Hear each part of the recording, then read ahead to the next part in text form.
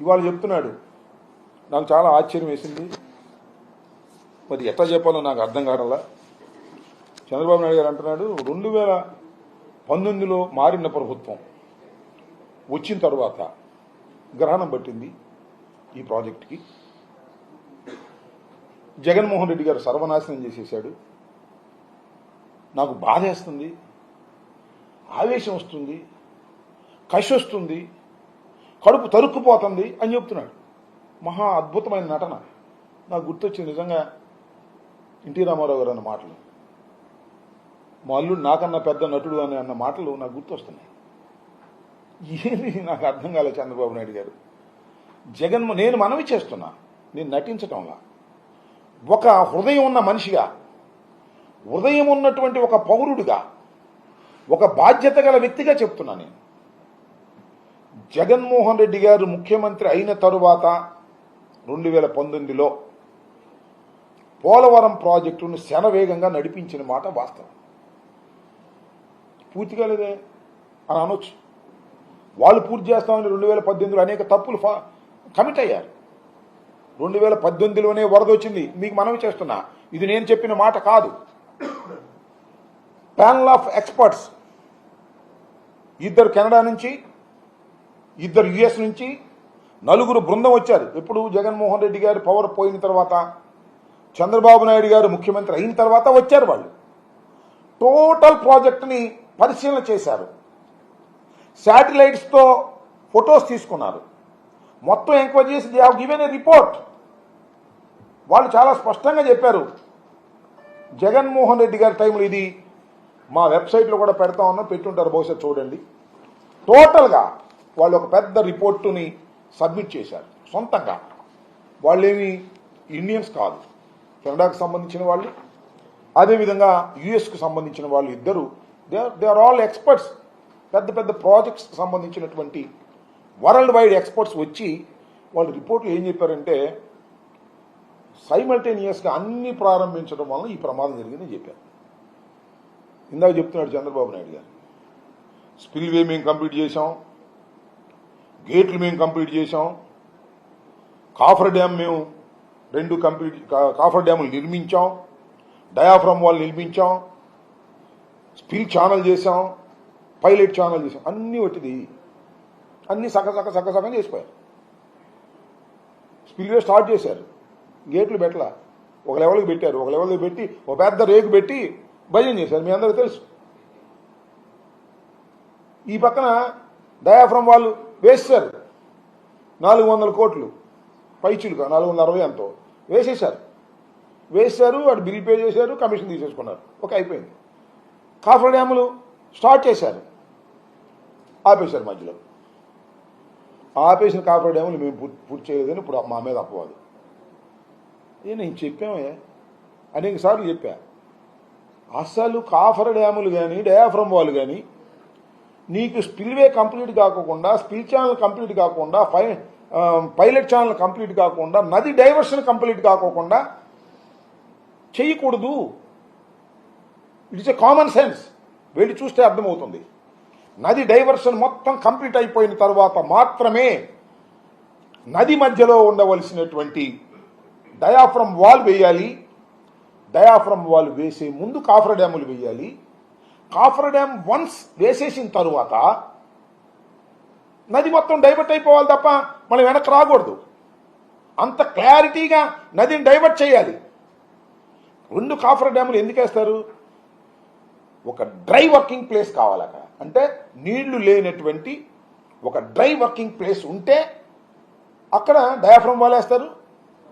Diaphragm wall మీద ఎర్త్కమ్ rock filling dam కడతారు.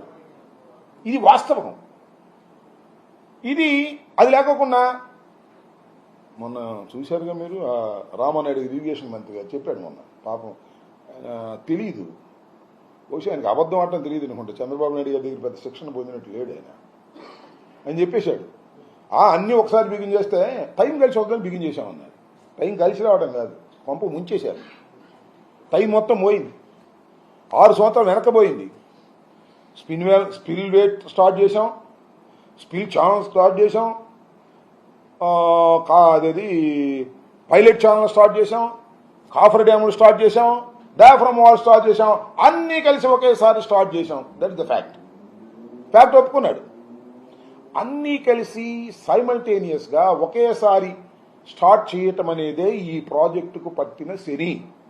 అదే చంద్రబాబు నాయుడు గారు, అదే ఆ రోజు ఉన్నటువంటి మంత్రి గారు ఉమామహేశ్వర్ గారు, వీళ్ళే ఆ రోజున శని పెట్టినట్టు పట్టారు. దాన్ని వాళ్ళు జగన్మోహన్ రెడ్డి గారిని అంటున్నాడు, శని పెట్టాడు, ఈ మనిషికి అసలు అవగాహన లేదు, ఈ మనిషికి అసలు ఏమీ తెలియదు అనేటువంటి మాట మాట్లాడుతాడు. మనిషి మీద ఓ దుమారం లేపేస్తున్నాడు. జగన్మోహన్ రెడ్డి గారి మీద ఓ దుమారం లేపేసి ఈయనకేం తెలియదు, ఈయనకి అసలు దాని మీద అవగాహన లేదు. ఈయనకేముంది అవగాహన? నాకు అర్థం కాల. ఈయన అవగాహన ఉంటే ఈ పని చేస్తారా? ప్రతి సోమవారం పోలవరం ఏం చేసావు? ప్రతి సోమవారం పోలవరం వెళ్ళి ఇది నువ్వు చేసినటువంటి పని. ఇవాళ చాలా విపరీతంగా జగన్మోహన్ రెడ్డి గారి మీద విషం కక్కేటువంటి కార్యక్రమం చేస్తూ పోలవరం అనేది జగన్మోహన్ రెడ్డి గారే చెడగొట్టారనేటువంటి బ్రాండ్ వేయడానికి ప్రయత్నం చేస్తున్నాడు. చాలా దురదృష్టకరం. నేను చెప్తున్నా, నేనే కాదు, ప్యానల్ ఆఫ్ ఎక్స్పర్ట్స్ రిపోర్ట్ 1 ఇచ్చినటువంటి రిపోర్ట్లో కూడా చాలా స్పష్టంగా వాళ్ళేమి చంద్రబాబు నాయుడు గారు, జగన్మోహన్ రెడ్డి గారు నాలుగేం పేర్లు తెలియదు. జగన్మోహన్ రెడ్డి గారి టైంలో జరిగింది ఏంటి అనేది డేట్ల ప్రకారం రాశారు. చంద్రబాబు నాయుడు గారి టైంలో జరిగింది డేట్ల ప్రకారం రాశారు. ఆ డేట్లను అన్వయించుకుంటే చాలా క్లియర్గా వస్తుంది. ఇది మా వెబ్సైట్లో బహుశా పెట్టుంటారు, నేను మొన్న అనౌన్స్ చేశాను, పెట్టుంటారు. మేధావులు, విఘ్నులు దీన్ని పూర్తిగా చదవండి. పోలవరం విషయంలో చంద్రబాబు నాయుడు గారు కమిషన్ల కోసం కక్కుర్తి పడటం వలన ప్రతి పని ఇందాక చెప్తున్నాడు, ఎన్నో వేల క్యూబిక్ మీటర్లు సిమెంట్ను ఒకేసారి వేసి గిన్నీస్ బుక్ రికార్డును సాధించాం మా టైంలో. వేశారు, నిజమే. గిన్నీస్ బుక్ రికార్డు సాధించిన మాట నిజమే.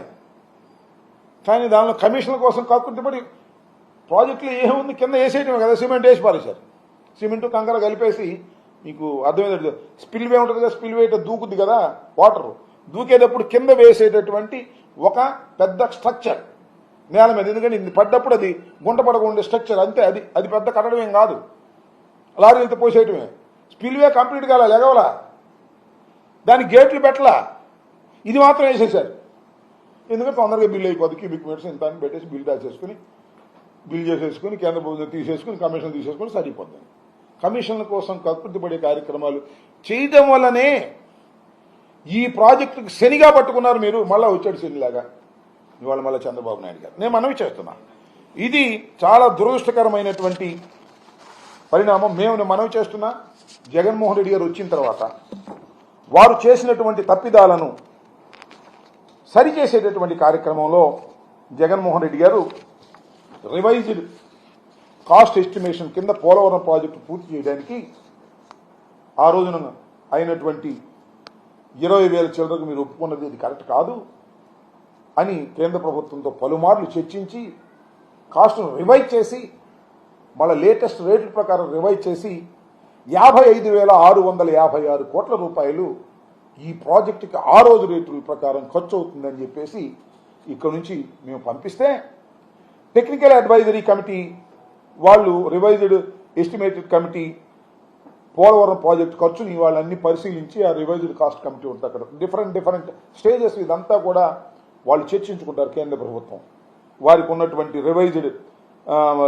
రివైజ్డ్ కాస్ట్ ఎస్టిమేషన్ కమిటీ వాళ్ళు దాన్ని పరిశీలన చేసి ఈ ప్రాజెక్టు నిర్మాణానికి 47,725 కోట్లు ఖర్చు అవుతుందని వాళ్ళు ఒప్పుకున్నారు. మేము పంపించినప్పుడు జగన్మోహన్ రెడ్డి గారు ముఖ్యమంత్రిగా ఉన్నప్పుడు ఈ 55,656 కోట్ల రూపాయలు మేము ఖర్చు అవుతుందని ఇక్కడ నుంచి మనం పంపిస్తే రివైజ్డ్ కాస్ట్ని దాన్ని 47,755 కోట్లకి ఖర్చు అవుతుందని చెప్పేసి వాళ్ళు యాక్సెప్ట్ చేశారు. దీనిలో భాగంగా ఫస్ట్ స్టేజ్, ఇందాక నేను చెప్పినట్టు ఫస్ట్ స్టేజ్ 41.15 హైట్ వరకు నీళ్లు నిలపడానికి ఎంత ఖర్చు అవుతుంది అంటే ఫస్ట్ స్టేజ్కి 31,625 కోట్లు ఖర్చు అవుతాయని అన్నారు. 47,725 కోట్లలో ఫస్ట్ స్టేజ్కి అప్పుడున్న రేట్ల ప్రకారం, లేటెస్ట్ రేట్ల ప్రకారం 31,625 కోట్లు ఖర్చు అవుతాయి అని చెప్పారు. అయితే ఇక ఈ 31,625 దానిలో ఖర్చు పెట్టింది కాక మిగతా అన్ని కలిపి లెక్కేసి ఆ 12,157 కోట్ల రూపాయలు ఈ మొదటి దశకు ఇవ్వడానికి రివైజ్డ్ ఎస్టిమేషన్ కమిటీ యాక్సెప్ట్ చేసింది. దాన్ని కేబినెట్కు రావాలి, కేబినెట్కి వచ్చి ఆమోదం తెలపాలి. ఇది ఇప్పుడు సుమారుగా ఎన్నికలకు ముందే ఇదంతా అయిపోయింది. జూన్ జూలై మాసంలో కేబినెట్ మీటింగ్లో పెట్టాలి.